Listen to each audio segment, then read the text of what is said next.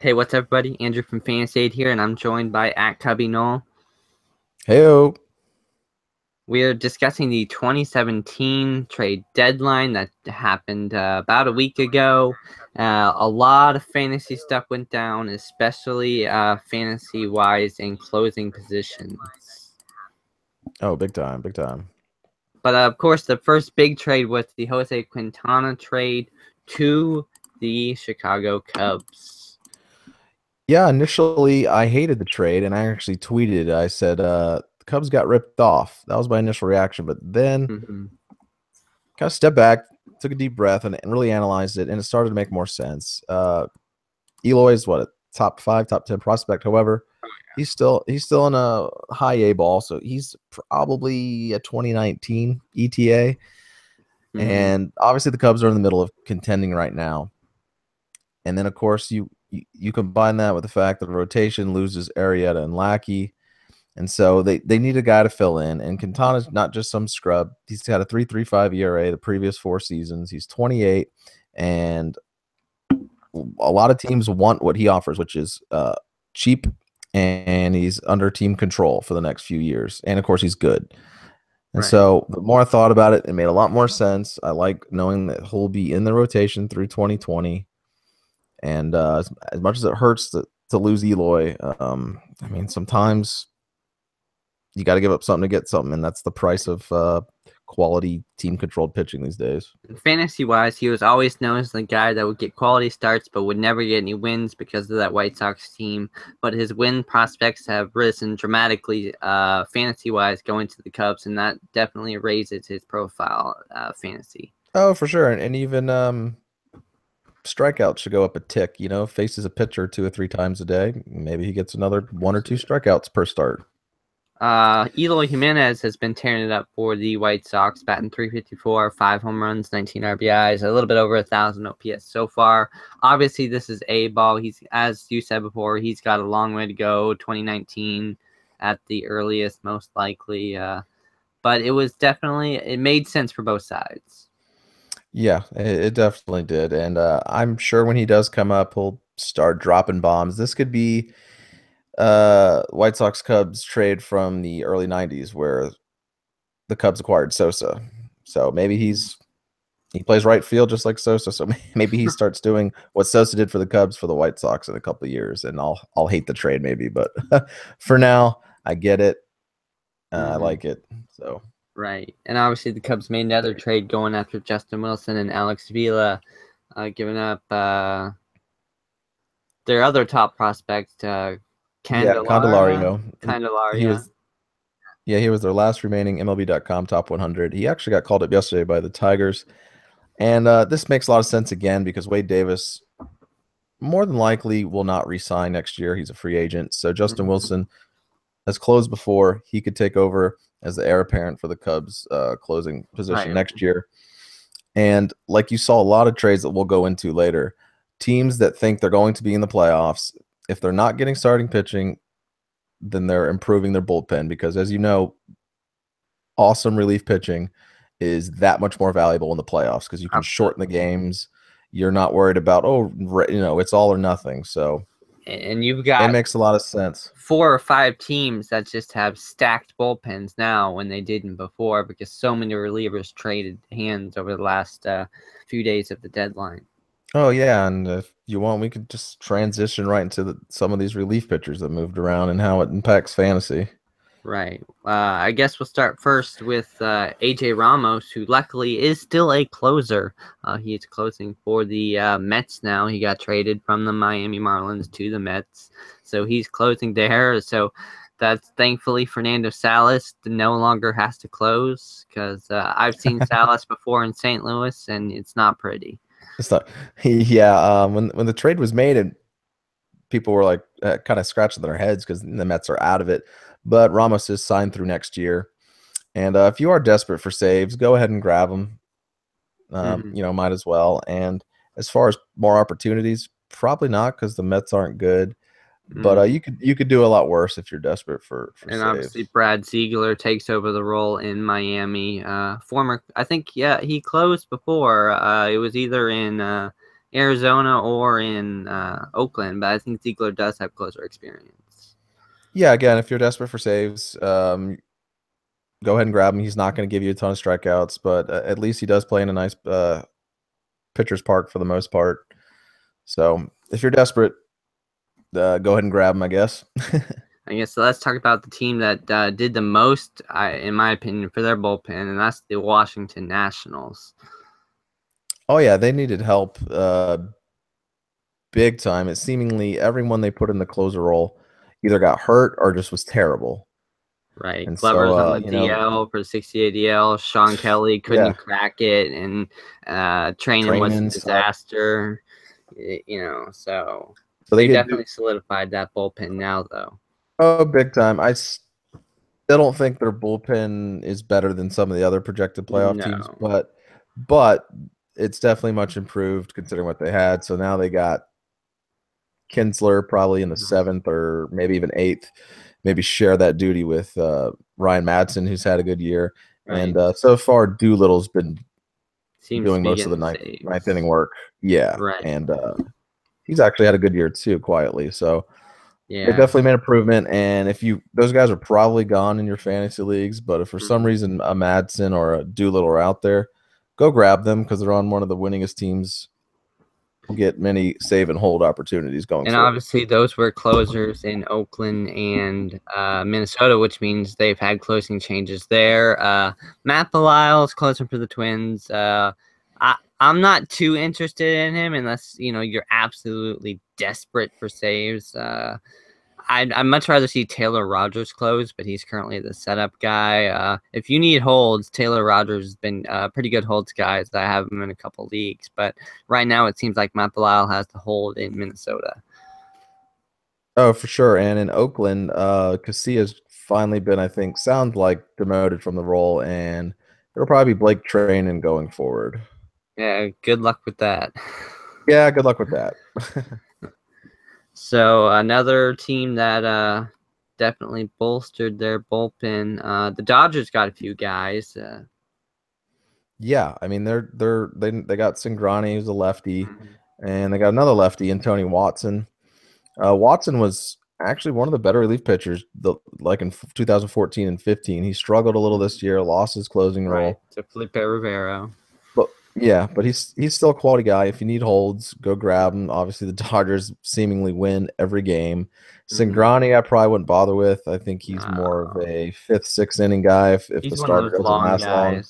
Yeah, so I wouldn't bother with him. But if you're in a holds league, Watson's not a bad option. He might pitch the 7th inning or face a lefty late in the game. But yeah, the Dodgers just beefed up. And they already had Pedro Baez, and of course Jansen might be the best closer in the game. So they're just ready to rock for the playoffs. And since we're talking about the Dodgers, I guess we'll go to Yu Darvish. And yeah, the trade made in the 11th hour, like literally the last minute. I mean, I was having a conversation with our friend the Reverend Nate Dogg. Like we were wondering why the Dodgers hadn't already made a move for starting pitching. It's the cliche of if not now, when? Like you have a great team, you have the minor league assets to get something done. So about 4 o'clock in the afternoon, I was like, are the Dodgers really not gonna get a Darvish or a Gray or when he was still out there? But they did, and what was his first start? 7 innings, no runs, 10 Ks. Yep. I mean, for fantasy, if you have him, you love the switch. Now he's in a pitcher's ballpark and has run support, has a bullpen to hold on to his W's. Gets no DH. Yeah, like you said, it's just across the board. It's like an uptick in fantasy value. And I mean, they are just a little bit off track from the 116 win Mariner team.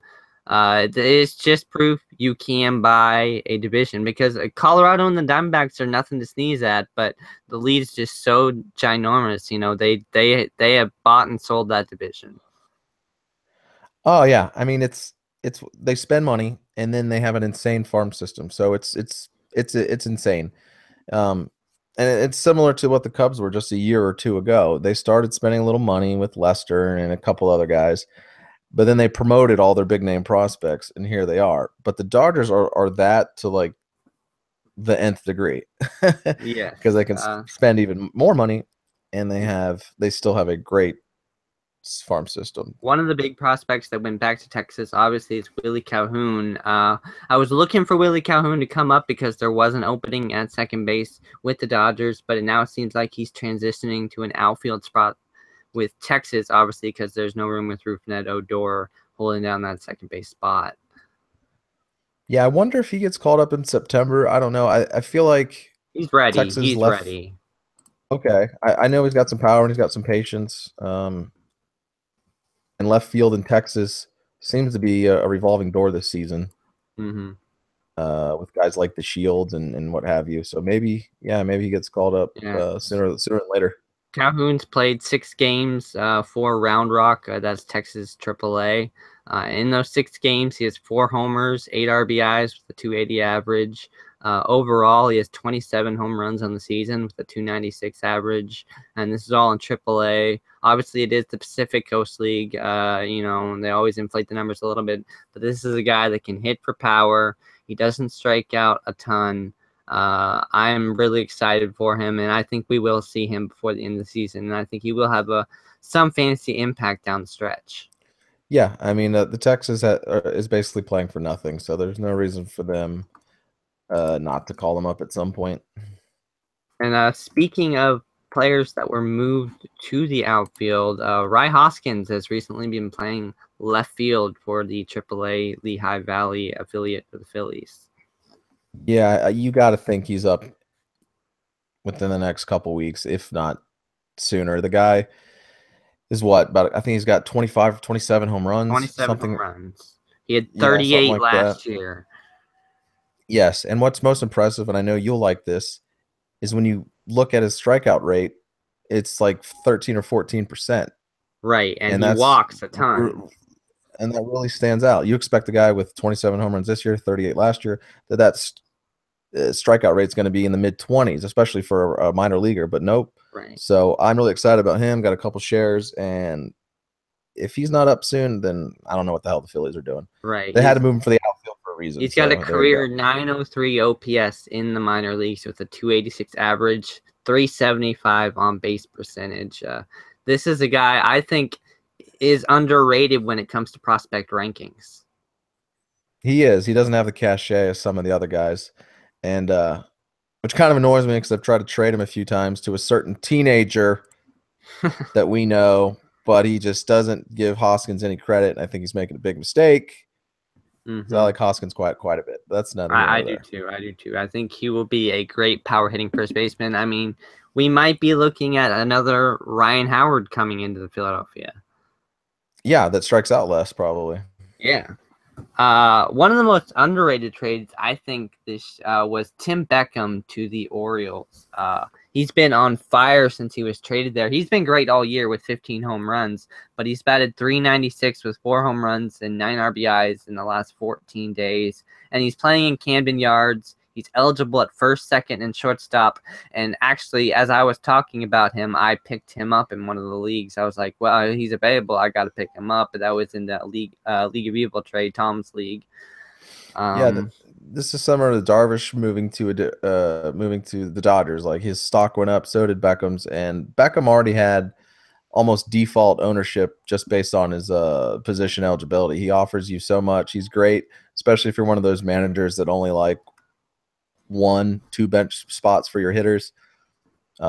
He's a great guy to have, and now he's in a hitter's ballpark, one of the best as far as park factors go. And filtering in the last 7 days, because he's played 7 games with the Orioles. In those 7 games, he's batted .536 with 3 home runs and 6 RBIs.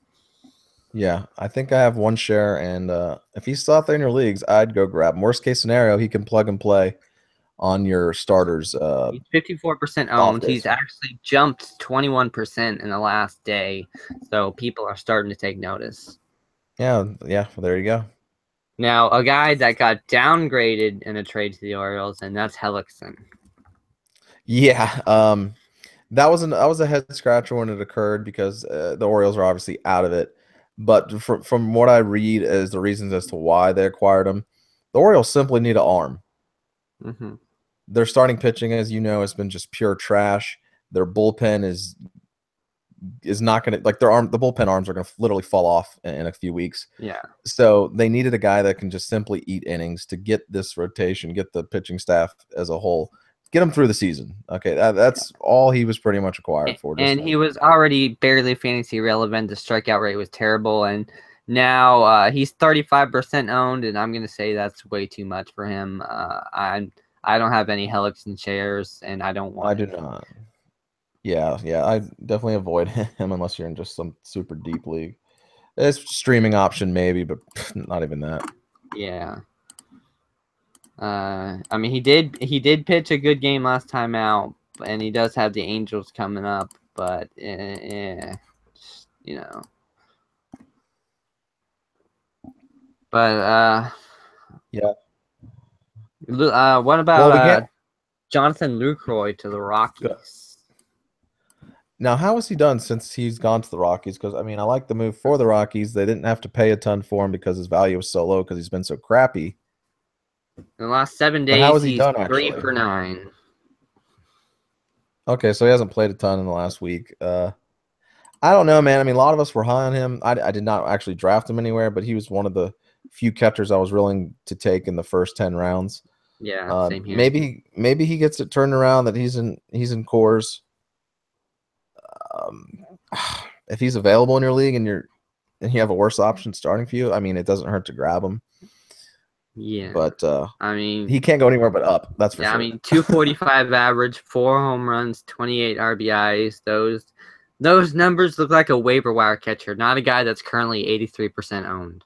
Yeah, that's nuts. I mean, honestly, catching's been even worse than it's ever has been worse than I can remember it in recent years. There's a couple teams where I just don't have a catcher. It's empty. Right. I have a couple where I have a guy in a DL, and I look at it out like, well, I'm just going to leave the guy in the DL because I don't want to pick up anybody. Yeah. I'd rather have another pitcher instead of, like, I don't know. Exactly. A catcher just now, obviously, there have been some bright spots, and catching looks like it'll be better next year. You should have Francisco Mejia for the Indians. Obviously, Wilson Contreras has been a monster lately. You know, Gary Sanchez. JT Realmuto, as good as he's been the last few years, he's having a career year this year already. Yeah, he goes under the radar because he plays with the Marlins, who are a middling team. But yeah, he was one of those catchers that I wouldn't say went early, but he was not too far down the list when you're talking about taking catchers. And yeah, he's the one thing I was waiting for him to do, and it's finally showing up, and that's the power, because he's got a power relative to the catcher position. But he has 13 home runs this year after only hitting 11 last year. Yeah, I mean, that seems to be the case around the league these days, regardless of position. Power's up. It is what it is. Like another Wilson, for instance, like you mentioned, he's got 21 homers already. It's just across the board, guys are setting career highs. But no, the ball's not juiced. Don't worry. Wink, wink. Yeah. Yeah, speaking of Wilson, I'm looking up his last 14 days because he's been on a tear. In his last 14 days, 341 average, 6 home runs, 18 RBIs in 14 days. He has been producing. Yeah, I think he's second in home runs since the All-Star break with 10. I think Stanton has 11 or 12. And if you're drafting next year, yeah, obviously I know you don't take catchers that early too often. But if you had to pick Sanchez or Contreras next year for your fantasy team, who do you pick? I may go Sanchez just because the ballpark and some of the other AL East ballparks will get to play in. So he might get the nod. But I mean, it's close. It's really close. But I might still go Gary Sanchez just based on the ballparks he play in. And the Yankees lineup. Now, who knows? It might be better than the Cubs this time next year. And we do have to remember he did have that injury this year, which took away. He was out like a month, and he's still got 17 home runs. reminder that I had one of my bold predictions was Lucroy would have more home runs than Sanchez.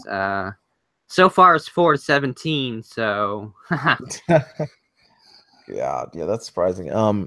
One trade I would like to mention is or trades is what the Yankees did.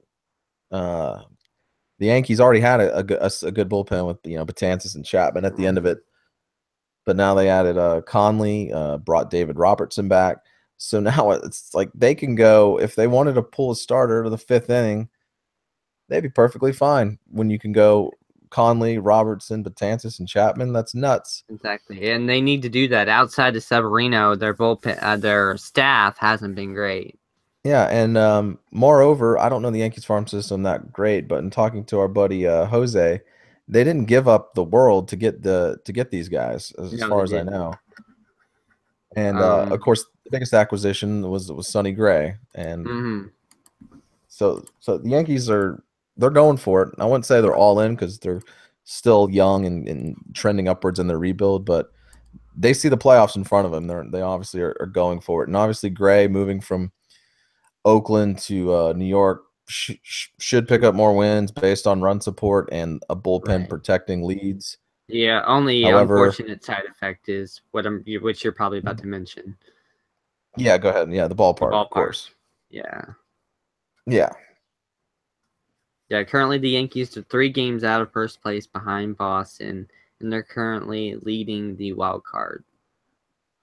yeah. So I mean, they're lined up like a lot of the other playoff teams as far as bullpens go in October. So Do you think, looking ahead to September baseball, a lot of divisions it seems are already locked up? It might not be. I mean, it might be for the wild card position interesting, but I mean, you've got Miami 14 back, you got Colorado 15.5 back, you got Seattle 15 back.